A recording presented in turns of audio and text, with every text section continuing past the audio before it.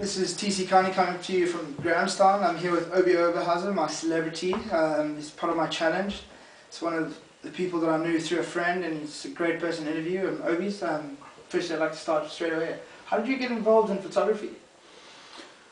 Oh, it was so long ago I can't remember. I think when I was young, of course, I wanted to actually be a singer in a rock and roll band.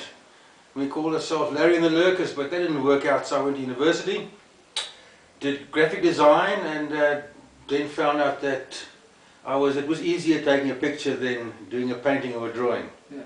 That's where it started. What kind of backing have you got in terms of, people, publishers and so forth? Well, I was very fortunate that in those years, in the late 60s, I grew up with people that now run Merchant Bank and F&B. So they've had my support, Titi Ferreira and Paul Harris and Larry Duppenaar and those people. So they have supported me in my books and travels and so on. Of course, now I belong to a international picture agency which sells my pictures worldwide. So there's a help.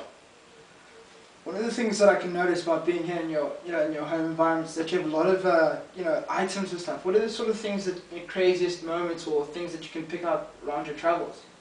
Well, traveling is like building a house. It's every brick that adds. So, I mean, crazy things, you can avoid many things. Like driving over a flat salt pan with your eyes closed, or waking up in the middle of the Kafue National Park, surrounded by 500 snorting, dusting buffaloes, or just traveling the isolation or the strange characters. I really like the idea of sharing people and places. And I just don't take pictures alone, I always tell a certain story. So each place has a certain character. So I try and show that people reflect their environment or their landscape, so to speak. So, from your photos that you take, do you what gives you the inspiration to take that photo? Is that the story behind the people that gives you the motivation? What gives me the inspiration? Yeah. I think the smell of diesel and dust.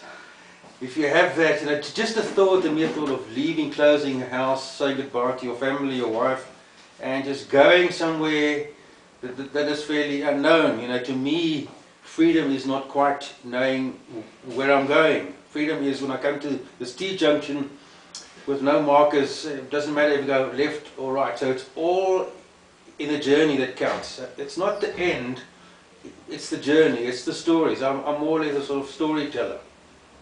I hear you. If there was anything that you could change or go back and take a different route, would you? Or do you think everything has its path for a reason?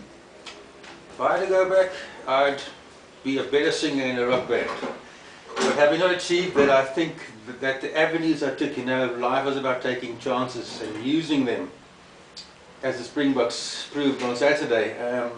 It's about those chances that you take, and if you use the world, and if you have confidence and a self-belief, and that to follow that dream. I still believe in the words of Elvis Presley that said, you've got to follow that dream wherever the dream may lead you. It's a wonderful love.